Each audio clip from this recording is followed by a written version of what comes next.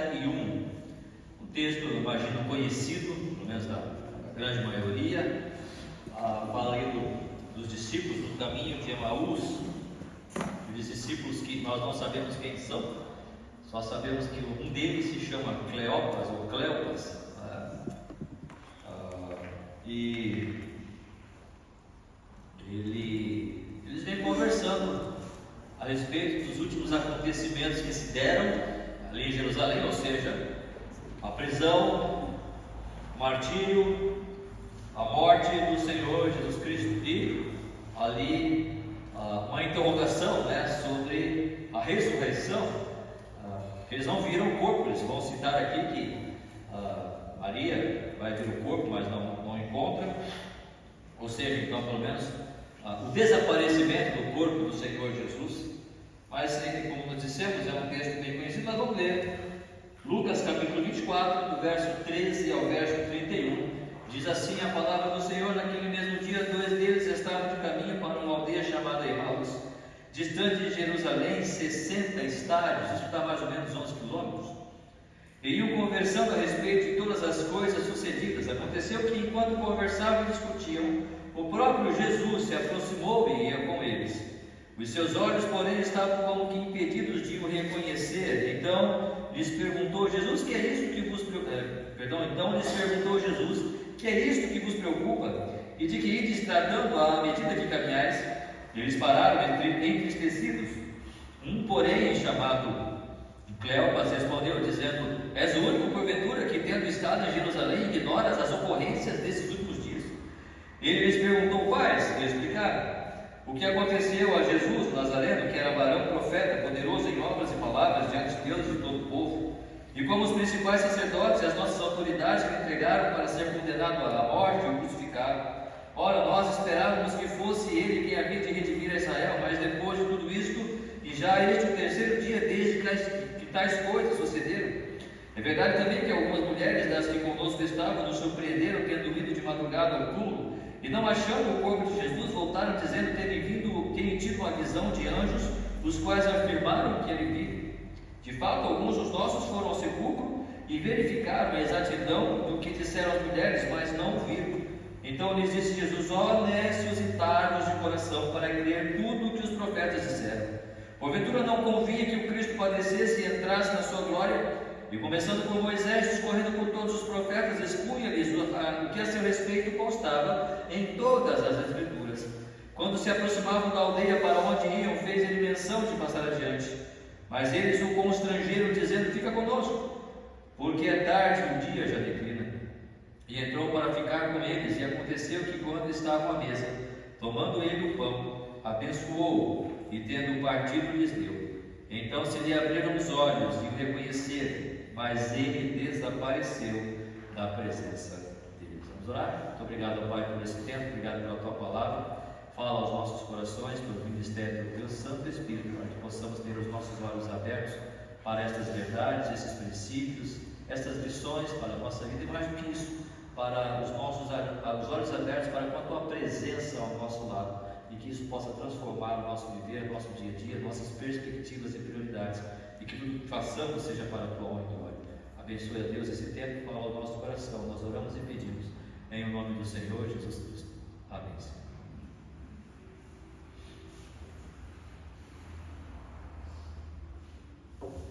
Jesus, antes de subir aos céus, ele vai dizer uma palavra, e isso que Jesus vai dizer vai vir depois dessa conversa aqui com os amigos, Cleopas e o seu companheiro.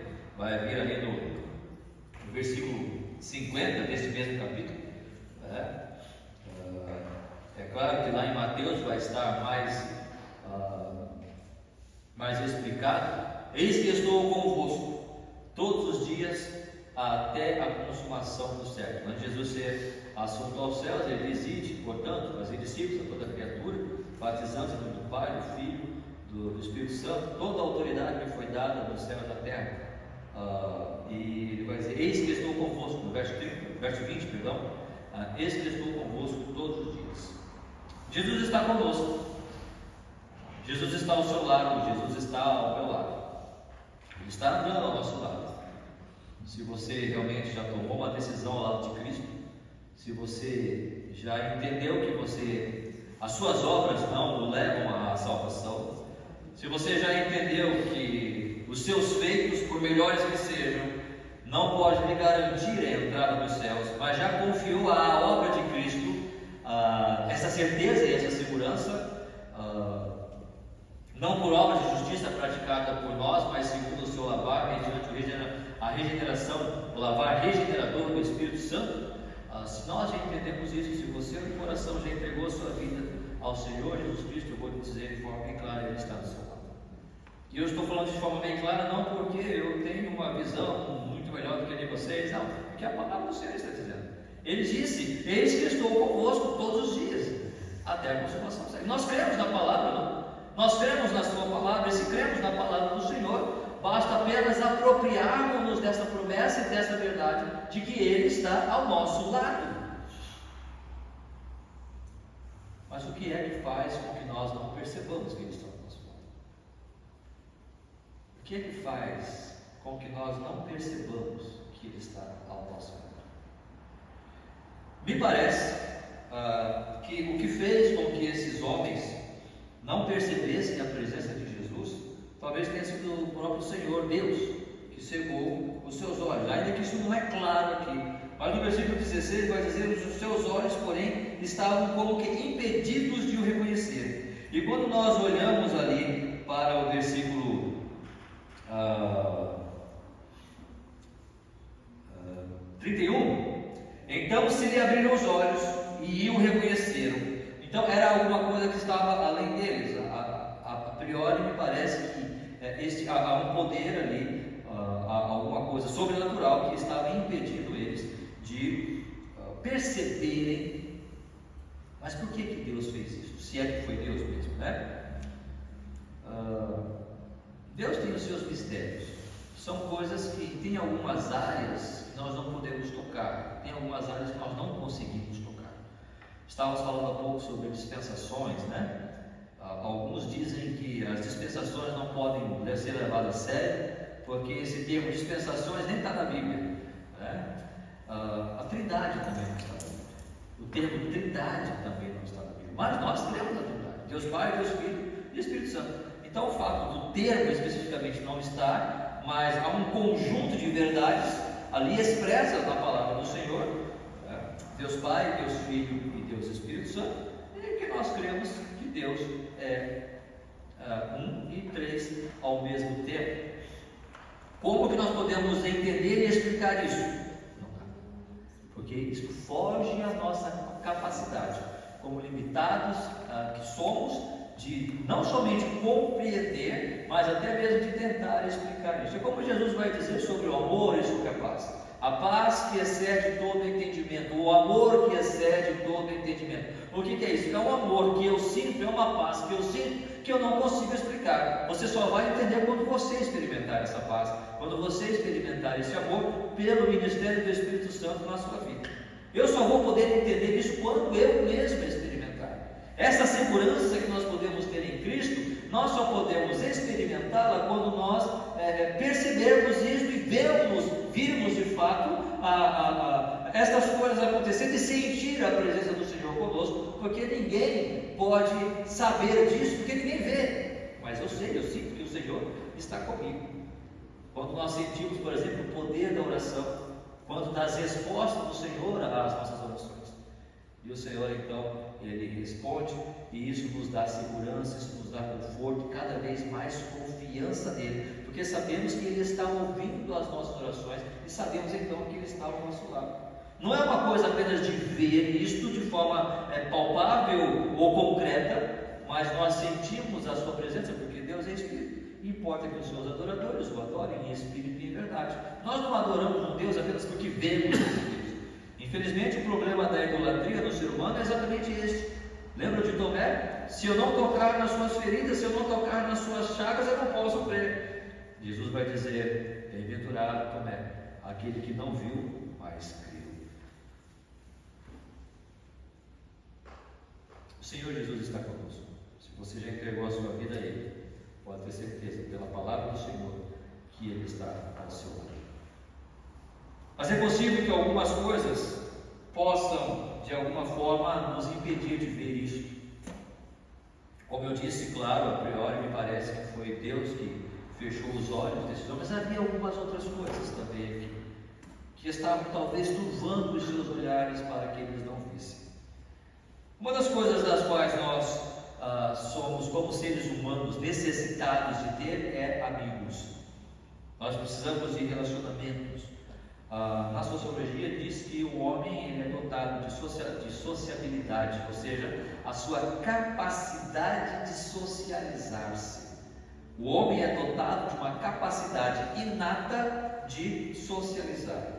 E com esta capacidade ele pode socializar, ou seja, ele pode entrar no relacionamento com outras pessoas. E então ele vai praticar a socialização. Ele vai conversar, ele vai interagir, ele vai ensinar, ele vai aprender, enfim, ele vai socializar com os outros membros da sua família, da sociedade, dos grupos sociais, e nós temos necessidade disso para poder procriarmos, para poder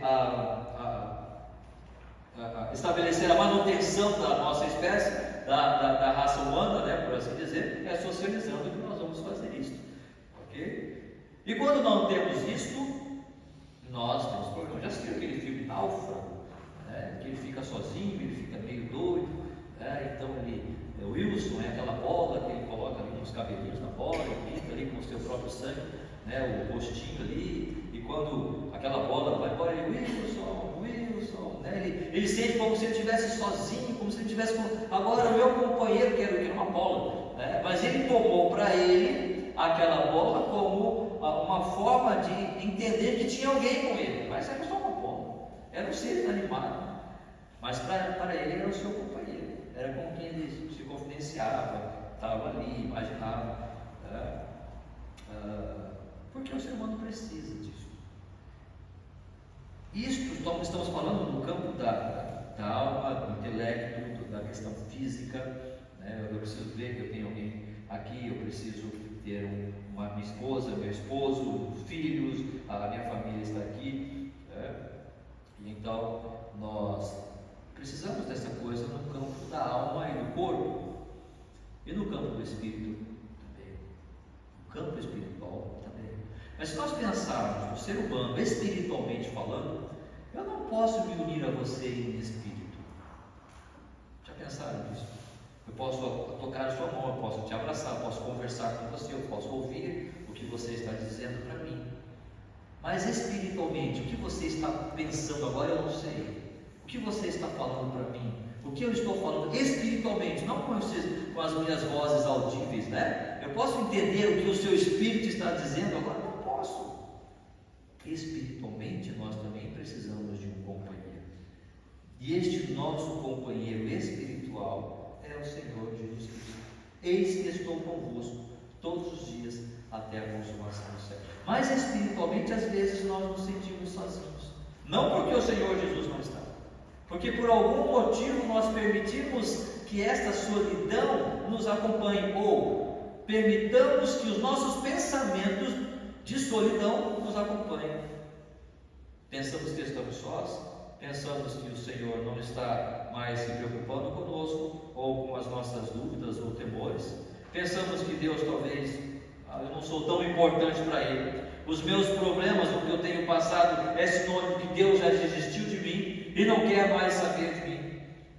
Quando na verdade não é. Em espírito o Senhor quer estar ao nosso lado. Ele não está fisicamente, claro que não. E talvez foi isso que Deus quis mostrar a estes homens. O meu filho não está fisicamente, mas em espírito está. E vocês precisam aprender isso. Eu vou cegar os olhos de vocês, porque vocês estão tão preocupados, vocês estão tão influenciados pelo momento, vocês estão tão influenciados pelo clima que Jerusalém está vivendo, que vocês estão se permitindo não perceber a presença dele com vocês. E estou parafraseando, estou sugerindo aqui, se não for esta a ideia principal, né? Mas estamos apenas conjecturando daquilo que a palavra do Senhor nos permite, né? Não vamos entrar em considerações loucas, mas até onde a palavra nos permite nós conjecturarmos, a gente vai indo com todo respeito. Mas eu penso que se foi Deus que cegou os olhos deles, foi exatamente para mostrar isso. Vocês não têm que crer no meu Filho só quando vocês estão vendo. Ele está com vocês, mesmo quando vocês não percebem, mesmo quando eu não o vejo. E sabe algumas coisas, irmãos, que podem tirar a nossa a consciência da presença do Senhor? Os nossos sentimentos, como falamos há pouco. Se nós olharmos, por exemplo, para o versículo 19, o versículo 19, o Senhor perguntou para eles, verso 19, e ele lhes perguntou quais, e explicaram o que aconteceu a Jesus Nazareno, que era varão, profeta, poderoso em obras e palavras diante de Deus e de todo o povo, e como os principais sacerdotes, as nossas autoridades o entregaram para ser condenado à morte e o crucificaram. Ora, nós esperávamos que fosse ele quem havia de redimir Israel, mas depois de tudo isto, e já desde o terceiro dia, desde que tais coisas sucederam, ou seja, eram judeus, homens que esperavam a redenção, homens que esperavam a vinda do Messias, e homens que aguardavam a redenção de Israel.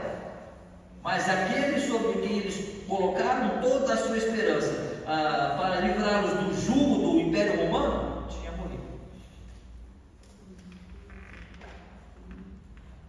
Você já trabalhou, ou você trabalhar, né? Mas você já pensou na política? Quando você acredita em alguém e você crê que aquela pessoa pode de alguma forma mudar, ou pelo menos ajudar a mudar o curso do país da maneira como está.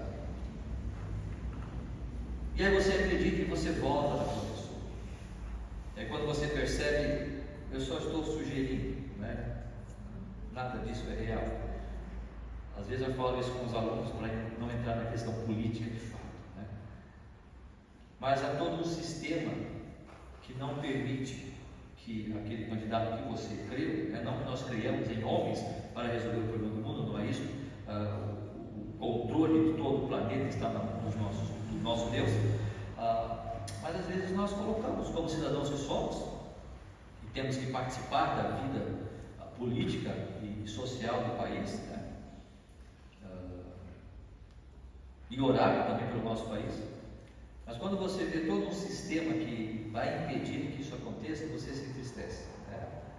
Você realmente fala assim, não tem jeito. E aquilo te abala. Na última eleição, eu posso imaginar, não à toa, muitas pessoas foram ao quartel, né, para reclamar por aquela realidade, não concordando, ou seja, insatisfeitas com aquilo. E aquilo perdurou por alguns dias. Porque tinham depositado uma confiança numa ideia, né? E essa ideia não foi ir à frente.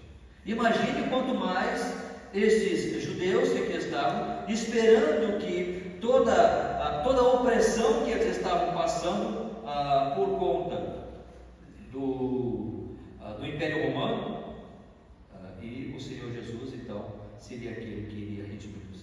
E agora eles estavam prontos. Imagine a decepção, imagine a frustração. Imagine, irmãos, todos os sonhos desmoronando. Olha ali o que está escrito no versículo 17. Então lhes perguntou Jesus: que é isso que vos preocupa? Perceba que Jesus entendeu que, mediante a conversa que eles estavam tendo, eles estavam preocupados. Preocupações.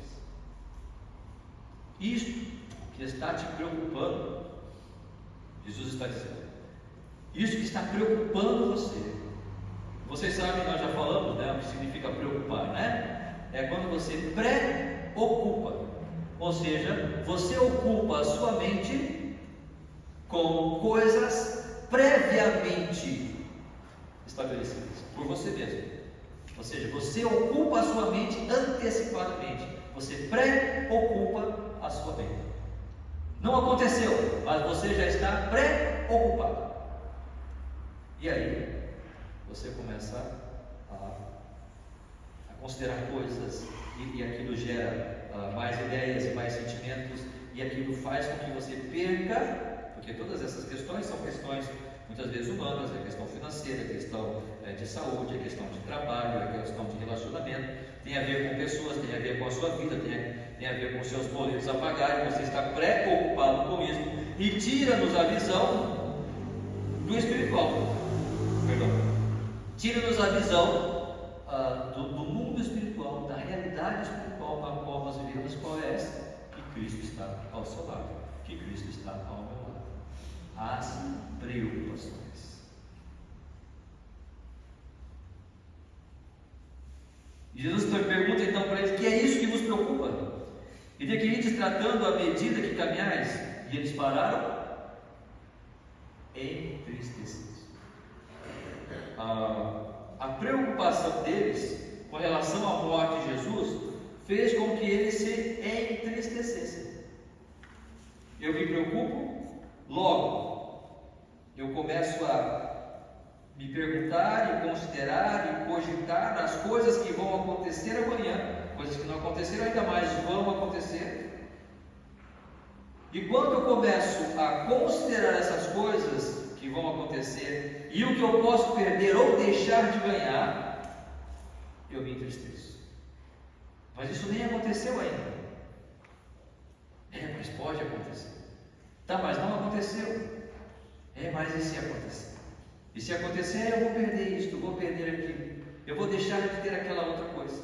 E então eu fico triste por coisas que não aconteceram. Está falando alguém que já venceu isso? Claro que não, né, irmãos? Sou ser humano, assim como cada um aqui, né? E temos a nossa luta diária, porque não temos que lutar contra carne e sangue, mas sim contra os potestades e principados deste mundo tenebroso. É uma luta espiritual, mas é a nossa luta e precisamos caminhar. Precisamos lutar contra essas preocupações, contra essas tristezas que nós permitimos nos nossos corações.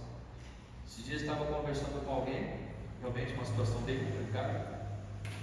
Ele estava bem triste por conta, e ele falou: mas pastor, talvez o que eu estou vivendo agora é a falta de confiança em Deus. Deus tem sido bondoso para conosco, mas eu estou olhando para as coisas que podem acontecer e eu já estou preocupado, estou entristecido, perdi toda a motivação. Eu falei: olha, o que você tem que fazer é viver hoje, orar ao Senhor, talvez confessar isso que você está sentindo, talvez entrar no seu quarto, chorar diante de Deus, confessar que isso é um pecado, que você não está crendo nele o suficiente e que o Senhor Jesus está ao seu lado e que Ele vai dar tudo o que você precisa na hora que Ele quiser e desejar. Mas perceba como que muitas vezes nós podemos estar tão preocupados ou entristecidos que nós perdemos a percepção da presença de Cristo conosco. Um texto que eu gosto muito, que está em Atos 23:11, que fala ali quando Paulo estava preso, e Atos 23:11, ele já tinha apelado, e ele estava percebendo que a coisa não ia dar muito certo, e ele estava prestes a ser morto.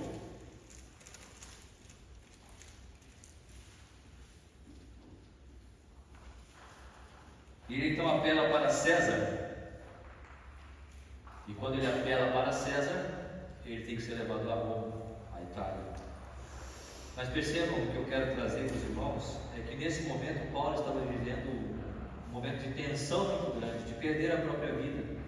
Ainda que Paulo já tinha declarado que talvez isso não era um problema para ele, mas a tensão dele era: será que eu fiz tudo o que eu devia fazer? Será que eu não tenho alguma coisa a mais para realizar? Será que eu não posso fazer alguma coisa para continuar sendo um ministro do Senhor? É claro que em face da morte a pessoa pode chegar e realmente se entristecer e dizer: o que eu posso fazer para sair dessa? E Paulo estava ali nas suas considerações pessoais, particulares, mas no versículo 11, na noite seguinte o Senhor, pondo-se ao lado dele, disse: coragem, pois do modo por que deste testemunho a meu respeito em Jerusalém, assim importa que também o faças em Roma. O Senhor Jesus ficou ao lado ficou aonde? Ficou ao lado dele, porque já estava ali. O Senhor Jesus só falou. O Senhor Jesus só falou com Paulo, mas o Senhor Jesus já estava ali. Paulo não estava sozinho esse tempo todo. Ali só prova que o Senhor Jesus já estava com Paulo.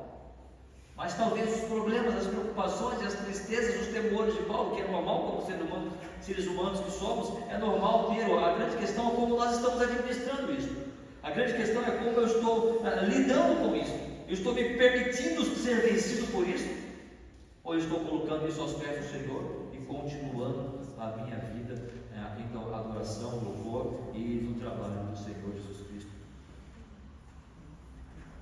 O Senhor Jesus Cristo diz a Paulo: coragem, porque do modo como você desse testemunho aqui em Jerusalém, você também vai. Tem mais coisa para você fazer. Trocando em miúdos é isso. Paulo, tem mais coisa para você fazer. Não acabou por aqui o ministério. Seu ministério vai seguir. Imagino que Paulo ficou bem contente depois daquela presença, ou da percepção da presença do Senhor Jesus.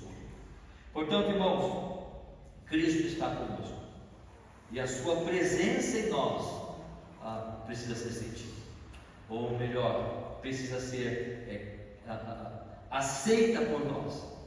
Nós precisamos crer nesta verdade. Nós precisamos crer no fato de que o Senhor Jesus está conosco em todo mundo. Ele estava com aqueles discípulos ali no caminho de Emaús, e depois ele vai dizer: eis que estou convosco. E por toda a história da igreja, o Senhor Jesus Cristo mostra que a sua presença é real. E ele não está presente só no sentido espiritual ou pessoa, porque ele está, mas ele também está presente na sua palavra. A sua palavra fala conosco.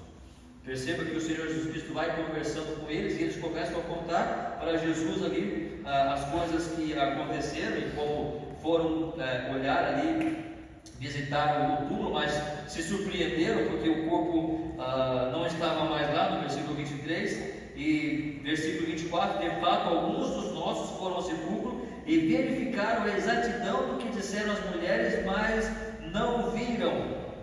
Percebam, irmãos, que eles estavam falando de coisas sobrenaturais. Se vocês olharem o versículo 23: e não achando o corpo de Jesus, voltaram dizendo terem tido uma visão de anjos, os quais afirmam que ele vive. Ou seja, eles estavam sabendo que os discípulos, que não mentiam, eram homens que estavam com o Senhor Jesus pelo menos durante 3 anos, homens que tinham ali as suas virtudes, sua fé, seu testemunho, e eles disseram que viram anjos. O corpo do Senhor Jesus Cristo não estava mais ali, mas o testemunho é de que anjos falaram com as mulheres, como nós sabemos que de fato aconteceu pela revelação da palavra.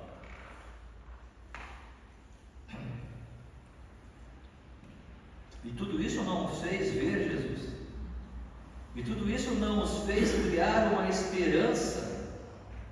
Opa, lembra que Jesus falou?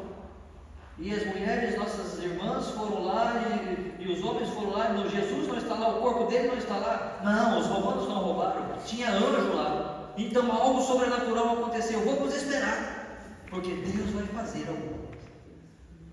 Eles estavam tristes e preocupados. Aí então Jesus fala com eles, mas ele fala como? Através da palavra.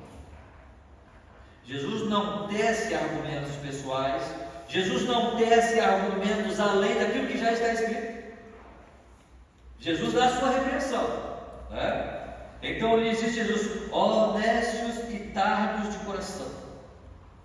Irmão, será que não era hora para Jesus chegar assim: meus queridos, meus pequeninos, eu sei que vocês estão sofrendo, mas vem aqui, deixa eu te abraçar, eu amo vocês.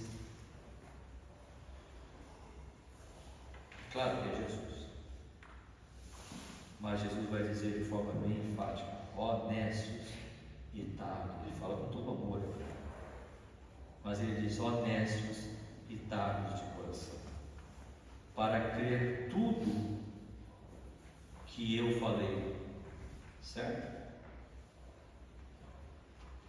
Tudo o que os profetas disseram. Porventura não convinha que o Cristo padecesse e entrasse na sua glória? E, começando com Moisés, discorrendo por todos os profetas, expunha-lhes o que a seu respeito constava em todas as Escrituras. Jesus chama eles e com a palavra expõe a eles a verdade. Jesus não diz, lembra que Jesus não chama atenção para si. Jesus não diz, olha, lembra quando o Jesus que vocês estão falando, ele falava assim, assim, assim, assim? Jesus não faz isso.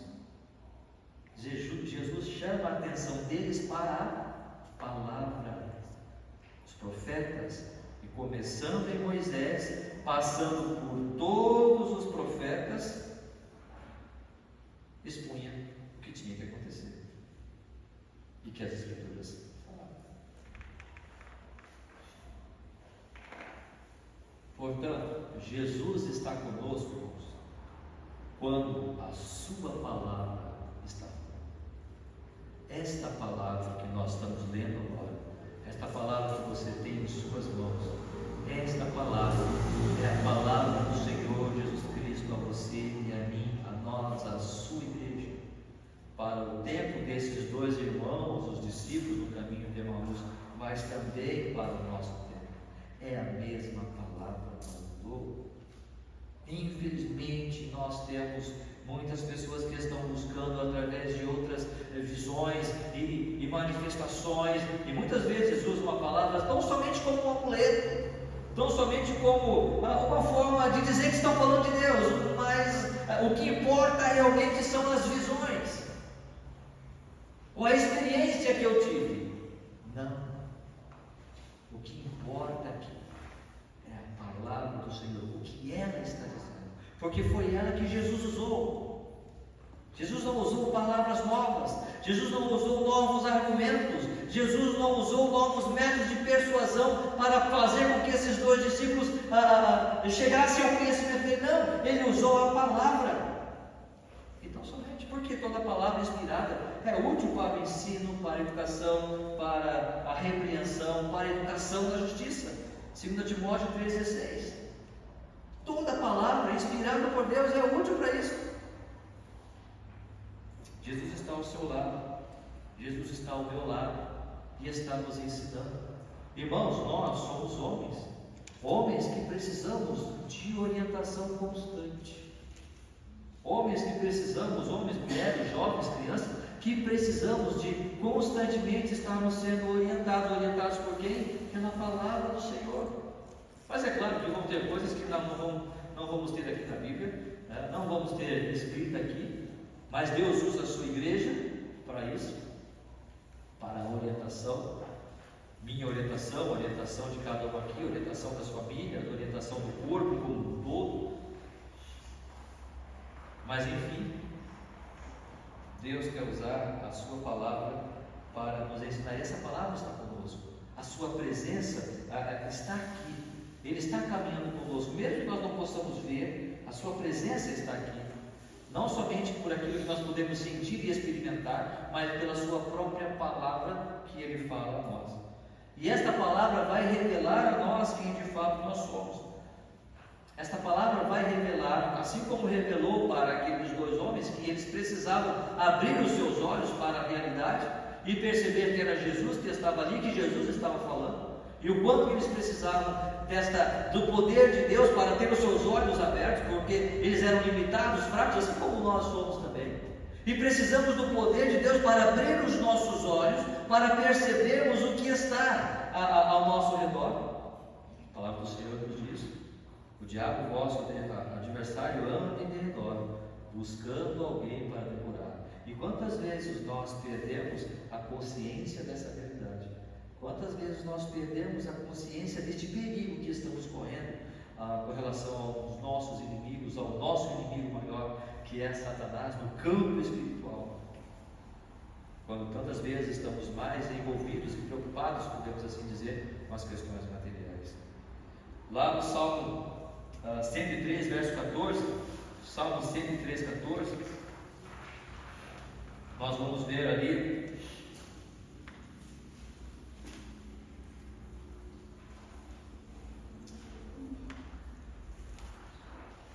o que a palavra fala a nosso respeito, não é? Salmo 103, 14. Pois ele conhece a nossa estrutura e sabe que somos especiais. Nós somos bons. Ele conhece a nossa estrutura e sabe que somos bons. Nós somos limitados, nós somos fracos, mas é a sua palavra que vai nos dar toda a orientação. A lei do Senhor é perfeita, Ele restaura a alma. O mandamento do Senhor é fiel, ilumina os olhos. Os preceitos do Senhor são puros e alegram o coração. E por aí vai. O Salmo 19 vai nos mostrar essas verdades. E quando nós percebemos que a palavra do Senhor, que é a palavra do Senhor Jesus Cristo, que está ao nosso lado, está nos orientando, nos ensinando, nos moldando a cada dia, o que é que nós vamos fazer? Salmo 103, versículo 1. Bendize a minha alma ao Senhor, e tudo que é em mim, bendiga o seu santo nome. Bendize a minha alma ao Senhor, e não te esqueças de nenhum só de seus benefícios. Ele é quem perdoa todas as tuas iniquidades, quem sara todas as tuas enfermidades, quem da cova redime a tua vida e te coroa de graça e de misericórdia. Bendize a minha alma ao Senhor. Não há tristeza, não há preocupação. Quando nós sabemos que Jesus está ao nosso lado e a sua palavra está me orientando, a sua palavra está trabalhando em mim, mesmo na disciplina, o que vai dizer o autor de Hebreus ali? O pai corrige ao filho que ama. Então, se nós estamos sendo corrigidos por Deus, é porque Ele nos ama, amém? Glória a Deus, porque Ele me ama. Bendize a minha alma ao Senhor, e tudo que há em mim, bendiga o seu santo nome. Bendiga a minha alma ao Senhor, e não te esqueças nenhum só dos seus benefícios. Quem sara, Ele é quem perdoa as tuas iniquidades, quem sara todas as tuas enfermidades, quem da cova redime a tua vida, e te coroa de glória, ou perdão, de graça e de misericórdia. Existe motivo maior para nós bendizermos ao Senhor e percebermos a sua presença, a sua palavra, e que Ele está conosco todos os dias. Portanto, o Senhor está conosco.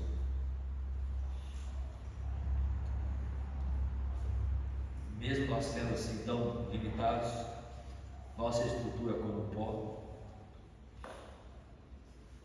todos nós pecamos e destituídos estamos da glória de Deus, mas em Cristo Jesus esta situação pode ser mudada, pode ser restaurado o nosso relacionamento com Deus, no momento em que nós crermos em Cristo Jesus, nosso Senhor, e entregarmos nossa vida a Ele.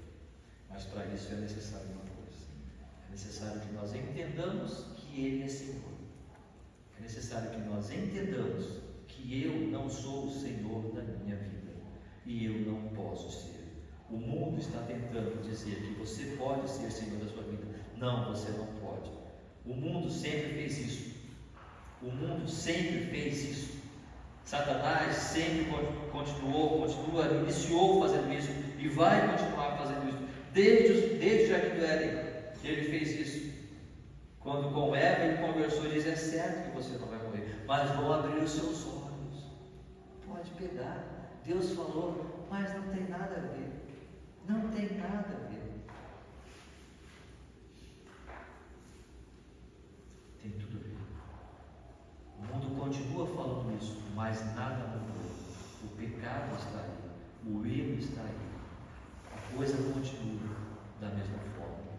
O homem triste, o homem sem propósito, um homem só pensando em coisas materiais, um querendo ser melhor do que o outro. Mas quando nós entendemos que Cristo quer ser Senhor e nós permitimos, por assim dizer, que Ele seja Senhor da nossa vida, aí os nossos olhos se abrirão. Preste atenção no que diz aqui em Lucas capítulo 24. Jesus queria ir embora. Quando se aproximavam da aldeia para onde iam, ele fez menção de passar adiante. Versículo 28. Versículo 28. Quando se aproximavam da aldeia para onde iam, ele fez menção de passar adiante. Versículo 29. Mas eles o constrangeram, dizendo: fica conosco, porque é tarde, o dia já defina. Percebem a necessidade de companheirismo, de amizade, e o desejo que eles tinham de que aquela pessoa ficasse com eles?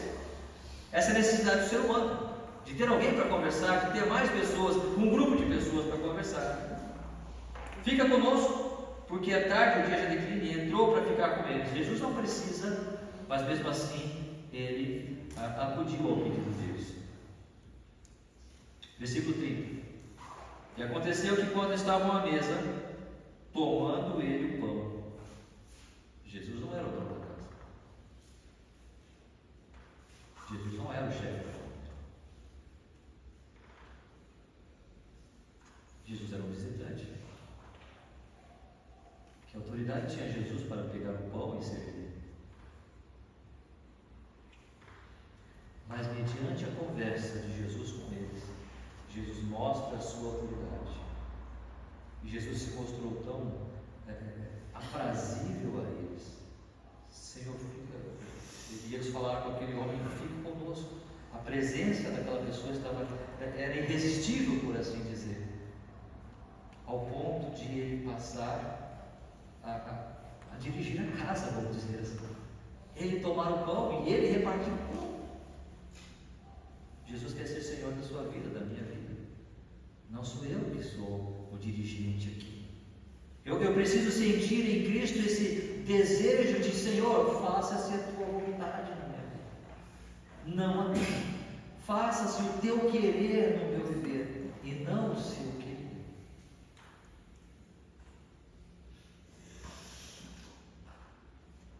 Do Senhor é o céu, a terra e todas as coisas.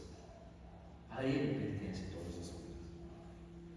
Nós estávamos falando há pouco nas dispensações, no estudo, na escola dominical, sobre aquela a história dos talentos, que o Senhor sai da sua casa, da sua propriedade, e deixa os seus servos, né? A um dá 5 talentos, a outro dá 2, a outro dá 1. E aqueles homens, aqueles servos, tinham a responsabilidade de desenvolver aqueles talentos, de multiplicar aqueles bens. Mas tudo aquilo continuava pertencendo ao Senhor, não pertencia aos servos, continuava pertencendo àquele Senhor. O Senhor deixou uma responsabilidade para mim e para você nesta época, nessa dispensação da graça, que nós precisamos administrar. Mais um dia para voltar, e Ele vai pedir contas de nós, tudo que nós fizemos com aquilo que Ele nos deixou: seus bens, seu tempo, seus talentos, suas capacidades, as oportunidades que eu tive, que você teve. Essas oportunidades nós estamos usando para o louvor e glória de Deus, porque Ele é Senhor e nós precisamos devolver a Ele tudo isso. E em 1 Coríntios 4, o Maduro vai dizer que nós somos ministros do Senhor, mas é necessário que, como os despenseiros, cada um seja encontrado fiel. É necessário que nós cumpramos bem o papel que o Senhor tem dado a nós, porque Ele é Senhor. Nós só vamos entender isso e nós só vamos compreender isso quando nós permitirmos que Jesus Cristo seja de fato o Senhor da nossa vida, não um mero visitante que fica ali ouvindo as conversas do meu coração, dos meus desejos, e quando eu preciso de ajuda, o Senhor, dá uma ajuda aqui, por favor, não estou conseguindo, dá uma forcinha aqui. Não é isso que o Senhor Jesus está querendo. Ele quer o senhorio no centro do meu coração. É fácil fazer isso? É claro que não, é uma luta eterna, é uma luta espiritual, por isso não é fácil. Mas Cristo, quando entra naquela casa, Ele toma o pão e Ele se coloca na posição do Senhor da casa, e aqueles homens permitem. E não somente isso, quando Ele parte o pão e entrega o pão, Ele está dizendo: isto é o meu corpo, que é dado por vós. E quando Ele entrega o seu pão partido, o seu corpo partido, eles entendem: este era Cristo, este que estava conosco era Jesus, porque foi Ele que morreu, Ele deu a sua vida por nós. E quando nós entendemos que Jesus Cristo deu a sua vida por nós, a sua dor, seu amor, seu sofrimento, a sua vergonha, quando nós entendemos isso, então abrir-se-á os nossos olhos para o entendimento do que é a Igreja de Cristo, o entendimento da obra de Cristo. Não, eu não mereço. Oh Senhor, eu não mereço. As minhas preocupações se vão, os meus temores já não têm mais sentido, porque eu era um andarilho neste mundo, eu era um pecador, e o salário do meu pecado era uma coisa só, a morte, e eu não merecia nada, porque pela graça nós estamos por meio da fé. Isso não vem de vós, é dom de Deus, não de obras, para que ninguém se glorie. Quando eu entendo isso, que Deus, no seu amor, na sua grandeza, enviou o seu Filho para morrer por mim, para sofrer, e então eu entendo são abertos para a salvação. E foi isso que aconteceu com aqueles 2 homens, com Cleopas e seu amigo. Quando Jesus parte o pão, como sendo o Senhor da casa, e entrega para eles: este é o meu corpo que é dado por vós. Eles entendem. Só que aí Jesus, de forma sobrenatural, também desaparece diante dos seus olhos. E aí eles compreendem: este era Jesus. Porventura não nos ardia o coração quando nós falávamos com ele, e quando ele falava conosco. Eu não sei qual é a sua condição diante de Deus. Talvez o seu coração está ardendo nesse momento. Deus está dizendo: venha, eu quero abrir os seus olhos, eu quero entrar na sua casa, eu quero cear com você, eu quero ser Senhor da sua vida, eu quero lhe mostrar qual foi o meu sofrimento por você.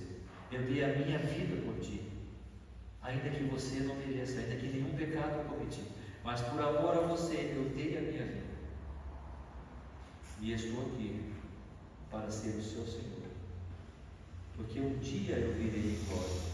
Jesus vai dizer: porventura não convinha que o Cristo padecesse e entrasse na sua glória? Cristo está na glória, e um dia em glória ele virá para levar a sua igreja, para arrebatar aqueles que um dia compreenderam e foram seus olhos abertos para a verdade e a realidade da salvação. Sem detenção, vamos a Cristo, corramos para o Senhor, permitamos que Ele seja Senhor da nossa vida. Entendamos o seu sacrifício, sua dor e o seu sofrimento na cruz do Calvário, para que Ele possa abrir os nossos olhos para a verdade do Evangelho. Dessa forma, podemos seguir com Ele e, com certeza, ter a consciência e a percepção constante de que Ele está conosco, sim, em tudo, como Senhor da nossa vida, como aquele que dirige o nosso andar, estando certo da Sua presença e ouvindo a Sua palavra constantemente e vivendo para a sua alma e para a sua glória. Vamos orar? Nosso Deus e nosso Pai, nós te agradecemos por esse tempo. Pedimos a tua graça para com a tua palavra em nossos corações. Fala com ela, Senhor, através dela, a fim de que possamos realmente ser transformados. São muitos temores, são muitas lutas, mas o que são esses temores, lutas, ao nosso ver, à nossa visão, quando temos o nosso Senhor Jesus Cristo ao nosso lado? Então, somente, ó Pai, perdoa-nos e permita-nos ver que o Senhor está conosco e o seu poder é grande o suficiente para nos livrar de toda e qualquer situação adversa. E se o Senhor não quiser nos livrar, que seja a Ti seja toda a honra e glória, e possamos aprender a viver em esperança e paciência, aguardando o dia do Teu Filho Jesus Cristo. Muito obrigado, Pai. Abençoe cada um que aqui está nesse momento. Abençoe o tempo agora da ceia do Senhor que vamos celebrar, pensando realmente na obra da cruz de Jesus ao nosso favor. Nós oramos e agradecemos em nome de Jesus. Amém. Vamos passar a ceia agora, então, nesse momento. Primeiro,